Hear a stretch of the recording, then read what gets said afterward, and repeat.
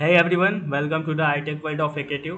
सो आज हम soft skill B S 105 और बी एस 205, इस वन का मतलब है फर्स्ट सेमेस्टर, इस टू का मतलब है सेकंड सेमेस्टर। इसका हम लाए हैं सॉफ्ट स्किल का चैप्टर नंबर 5 यानी लास्ट चैप्टर, जिसका नाम है वर्क प्लेस स्किल। ठीक है। तो अगर हम बात करें तो आज के टाइम में चाहे आप किसी भी फील्ड में काम करें, वर्क प्लेस स्किल होना बहुत ज़रूरी है। ये स्किल सिर्फ टेक्निकल नॉलेज तक सीमित नहीं है, बल्कि लीडरशिप, कम्युनिकेशन और स्ट्रेस मैनेजमेंट जैसे एक्सपेक्ट पर भी फोकस करती है। तो रियल लाइफ एग्जांपल के थ्रू हम इन स्किल्स का इम्पोर्टेंस समझते हैं। पहला हम लोग आता है लीडरशिप। ठीक है। तो लीडरशिप क्वालिटीज़ की बात, एक ओवरव्यू ले लेते हैं हम लोग सिलेबस का। तो लीडरशिप क्वालिटीज़ का मतलब होता है टीम को गाइड करना, मोटिवेट करना और सही डायरेक्शन देना। एक अच्छा लीडर सिर्फ अपने काम में एक्सपर्ट नहीं होता, बल्कि अपनी टीम को इंस्पायर करता है और उन्हें चैलेंजेस फेस करने के लिए रेडी करता है। एग्जाम्पल की बात करें तो सोचो, एक कंपनी में एक मैनेजर है जो सिर्फ अपने डिसीजन खुद ले लेता है, बिना अपनी टीम से कंसल्ट किए। इससे टीम डीमोटिवेट फील करती है। ठीक है। और प्रोडक्टिविटी लो हो जाती है। लेकिन अगर वही मैनेजर अपनी टीम की ओपिनियन को इम्पोर्टेंस दे, उन्हें इन्वॉल्व करे डिसीजन मेकिंग प्रोसेस में, तो टीम मोटिवेटेड रहेगी और बेटर रिजल्ट देगी। That's call leadership quality. और क्या impactful communication skill for leader. एक लीडर के लिए इफेक्टिव कम्युनिकेशन बहुत ज़रूरी होती है। इसका मतलब है अपने टीम के साथ क्लियरली बात करना, सुनना और उन्हें रिस्पॉन्ड करना। एग्जाम्पल की तरह बात करें, अगर एक टीम लीडर अपनी टीम की बातें ध्यान से नहीं सुनेगा, तो कम्युनिकेशन गैप हो जाएगा और प्रॉब्लम सॉल्व होने की जगह बढ़ने लगेंगे। अगर आप सुनते हैं और समझ समझ के रिस्पॉन्ड करते हैं, तो टीम को लगता है कि उनका इनपुट वैल्यूड है और ये कॉन्फिडेंस बढ़ाता है। अब हम बात करेंगे mental health at work place, managing stress. तो वर्क प्लेस पे स्ट्रेस बहुत कॉमन है, लेकिन इसे इफेक्टिवली मैनेज करना ज़रूरी है। स्ट्रेस अगर ज़्यादा हो जाए तो परफॉर्मेंस ड्रॉप हो सकती है और मेंटल हेल्थ भी इम्पेक्ट होती है।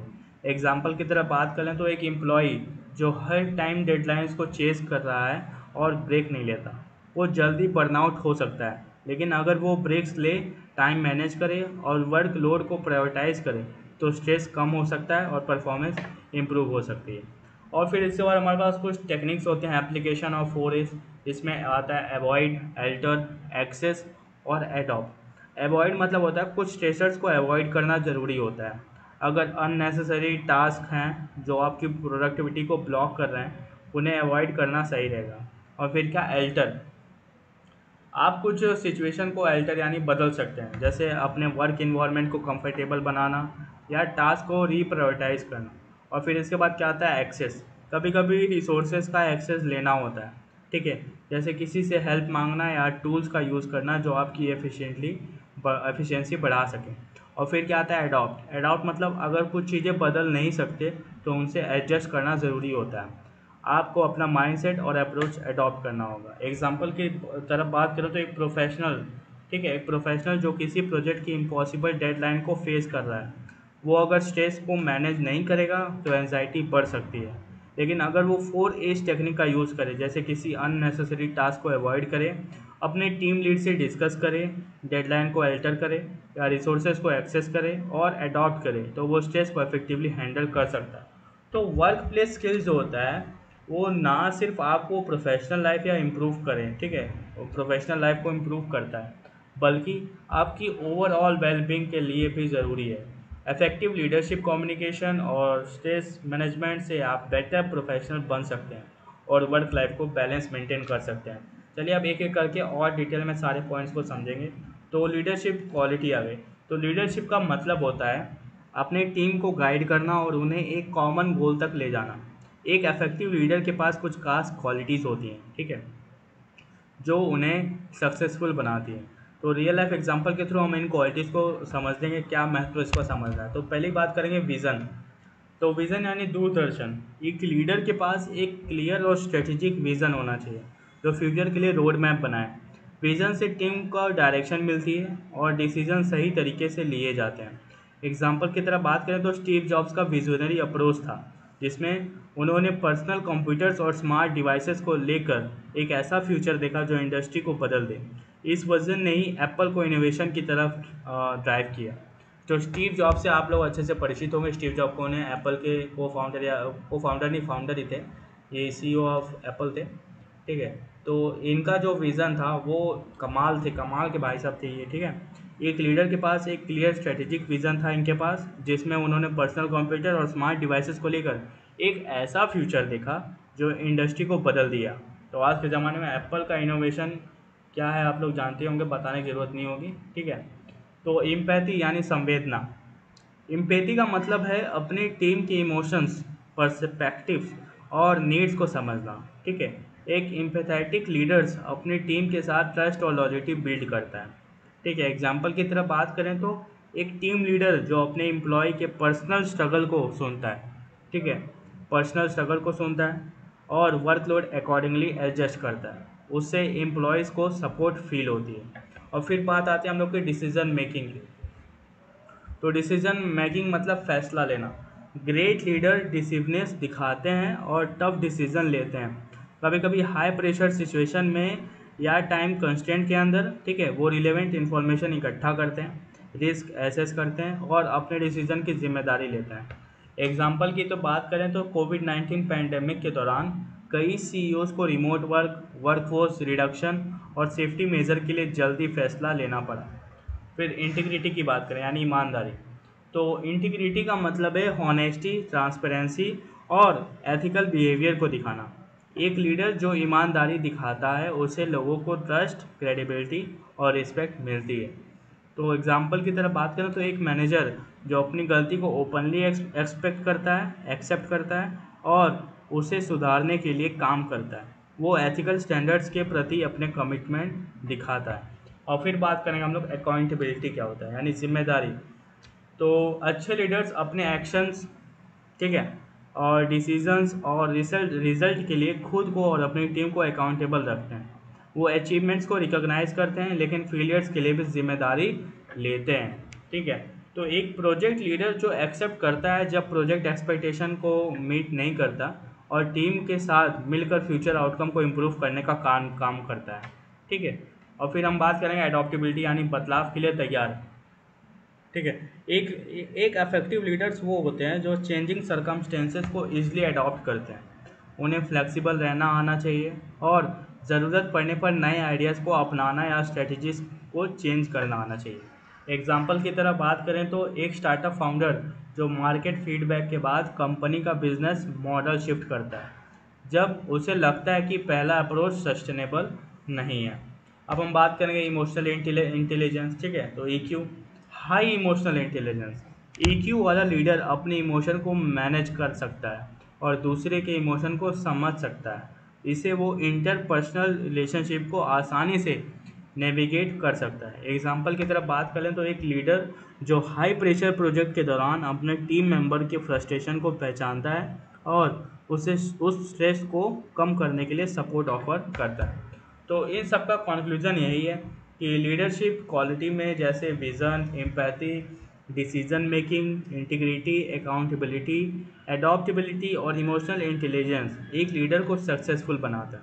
ठीक है, ये क्वालिटीज़ उन्हें अपने टीम के साथ इफेक्टिवली काम करने और उन्हें मोटिवेट करने में मदद करता है। अब हम बात करेंगे communication skill for leader, listening and responding. Effective communication एक लीडर के लिए एक एसेंशियल स्किल होता है जो उन्हें अपनी टीम के साथ अच्छी तरह से कनेक्ट करने, कोलैबोरेशन बढ़ाने और क्लैरिटी बनाए रखने में मदद करता है। कम्युनिकेशन सिर्फ बोलने तक सीमित नहीं है, बल्कि सुनना और सही तरीके से रिस्पॉन्ड करना भी इक्वली इम्पॉर्टेंट होता है। तो यहाँ कुछ जैसे की एस्पेक्ट हैं। ठीक है, कुछ की एस्पेक्ट्स हैं जो एक लीडर की कम्युनिकेशन स्किल को डिफाइन करता है। पहला क्या? Active listening. एक्टिव लिसनिंग का मतलब है पूरी तरह से स्पीकर पर कंसंट्रेट करना। ठीक है, उनका मैसेज समझना और थॉटफुल तरीके से रिस्पॉन्ड करना। इससे लीडरशिप अपने टीम को कंसर्न, आइडियाज़ और फीडबैक को अच्छी तरह से समझ पाते हैं। एग्जाम्पल की तरह बात करें तो एक मैनेजर जो मीटिंग के दौरान एम्प्लॉय का प्रपोजल ध्यान से सुनता है, क्लैरिफाइंग क्वेश्चन पूछता है और कंस्ट्रक्टिव फीडबैक देता है। और फिर हम लोग का दूसरा क्या आता है? क्लियर कम्युनिकेशन यानी स्पष्ट संवाद। लीडर्स को अपने मैसेज क्लियर, कंसाइज और स्ट्रेट फॉरवर्ड तरीके से कन्वे करना आना चाहिए ताकि सुनने वाले का मैसेज इजली समझ आए और किसी कन्फ्यूजन या एम्बिग्यूटी की गुंजाइश ना हो। एग्जाम्पल की तरफ बात करें तो एक प्रोजेक्ट लीड जो प्रोजेक्ट गोल्स, डेडलाइंस और टीम रोल्स को क्लियरली आउटलाइन करता है ताकि हर कोई अपनी जिम्मेदारियां समझ सके। अब हम बात करेंगे एम्फेथेटिक कम्युनिकेशन। एम्फेथेटिक कम्युनिकेशन मतलब संवेदनशील संवाद। एम्पैथी के थ्रू लीडर्स अपनी टीम के साथ इमोशनल लेवल पर कनेक्ट कर पाते हैं। ठीक है, जब लीडर्स इमोशन को एक्नॉलेज करते हैं तो वो ट्रस्ट और ओपननेस का इन्वायरमेंट क्रिएट करते हैं। एग्जाम्पल की तरफ बात करें तो एक टीम लीडर जो नोटिस करता है कि कोई मेंबर स्ट्रगल कर रहा है और उसका वर्कलोड एडजस्ट करके सपोर्ट प्रोवाइड करता है। ठीक है, और फिर हम लोग बात करेंगे नॉन वर्बल कम्युनिकेशन का।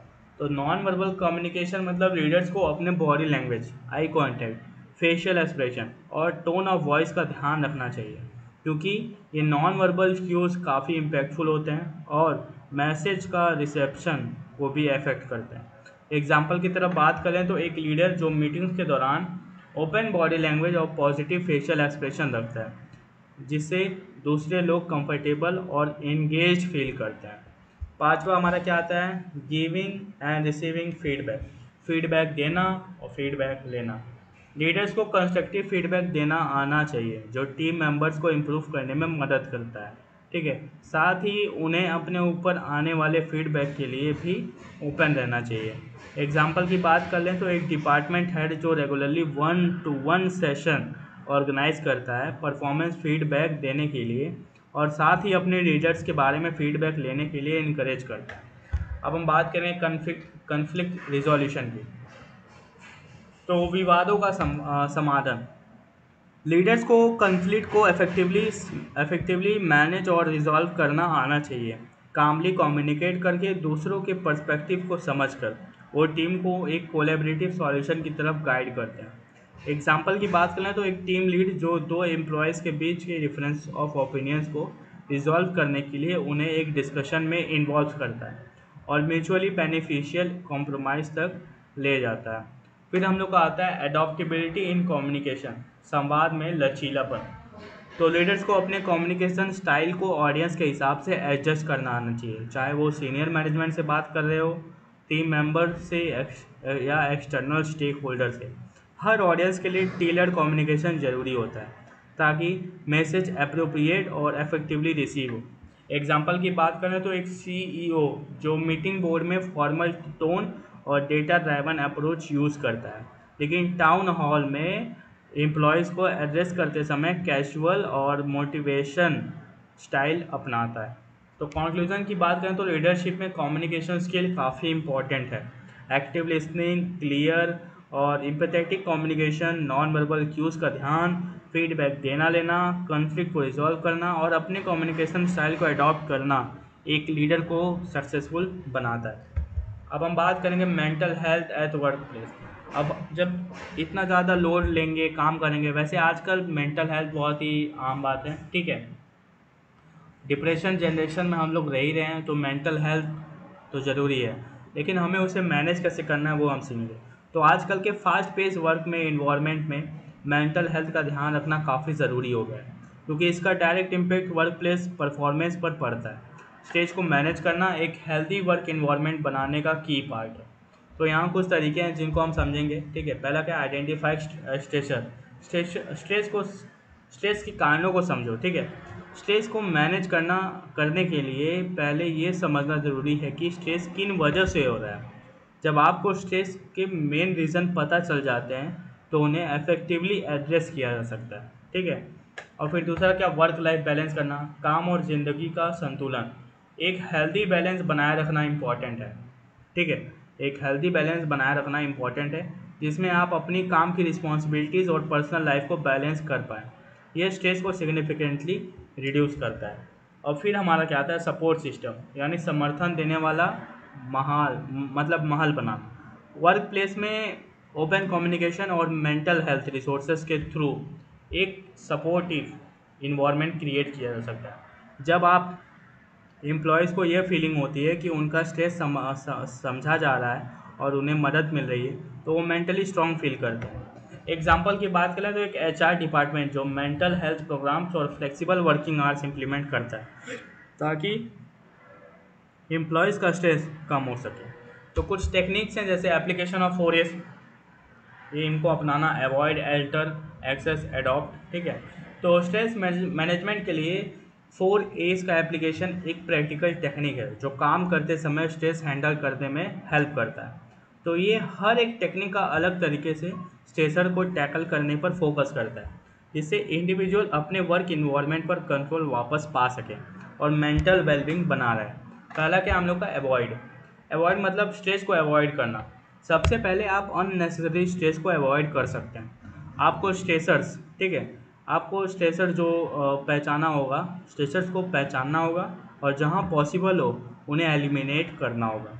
इसका मतलब हो सकता है एक्स्ट्रा टास्क को मना करना, स्ट्रेस देने वाली सिचुएशन से दूर रहना या अपनी प्रायोरिटीज़ को रीसेट करना।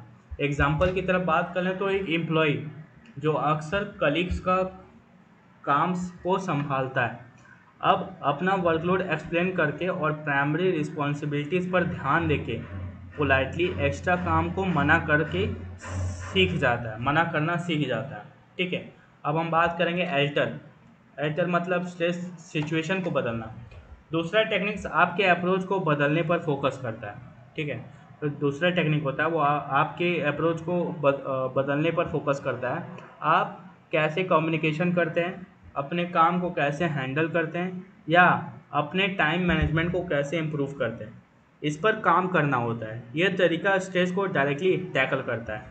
एग्जाम्पल की बात करें तो एक टीम लीडर जो अनरियलिस्टिक डेडलाइन फेस कर रहा है, क्लाइंट के साथ ओपनली बात करके डेडलाइंस को एक्सटेंड करने का रास्ता निकालता है ताकि काम का क्वालिटी बना रहे और टाइमलाइन भी एडजस्ट हो सके। फिर आता है हम लोग का एक्सेस। एक्सेस मतलब मदद और रिसोर्सेज को प्राप्त करना।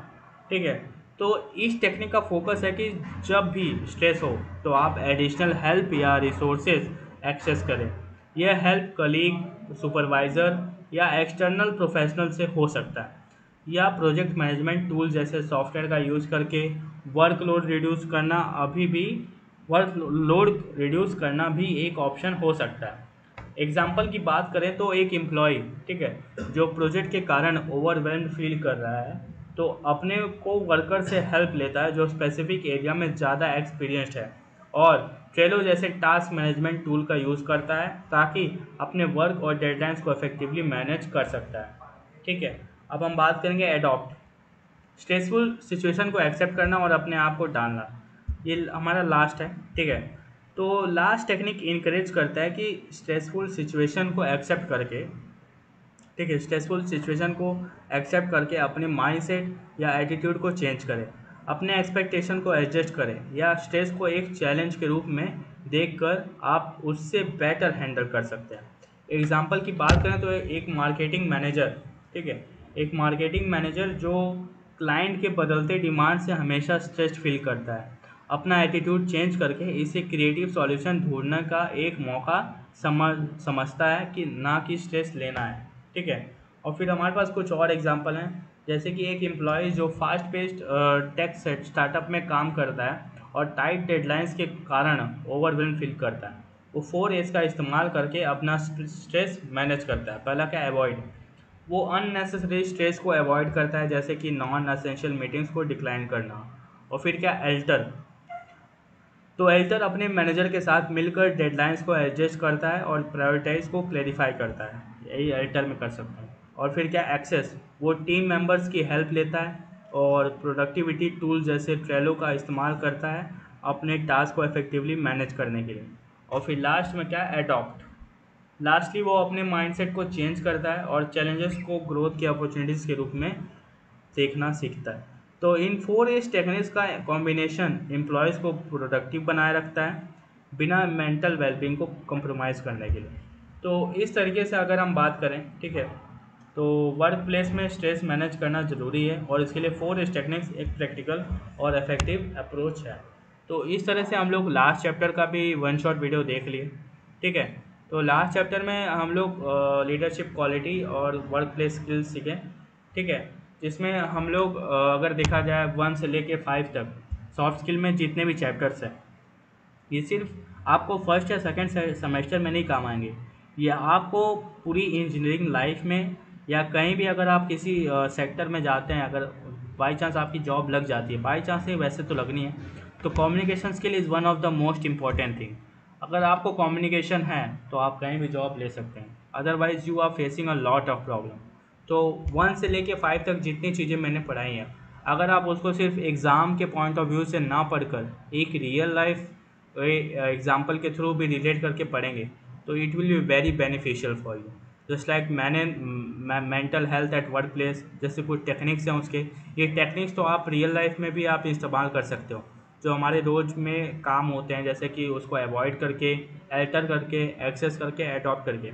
एक कोट है, आपने सुना ही होगा, तो लाइफ बहुत ईजी है, उसको कॉम्प्लिकेटेड हम ही लोग बनाते हैं, बहुत कुछ नज़रअंदाज करके, बहुत कुछ सह करके, और बहुत कुछ चीज़ें सीख करके हम लोग लाइफ को एक बहुत हैप्पी लाइफ बना सकते हैं। तो इसी के लिए ये 4 एस का इस्तेमाल करके आप अपनी लाइफ हैप्पी भी बना सकते हैं।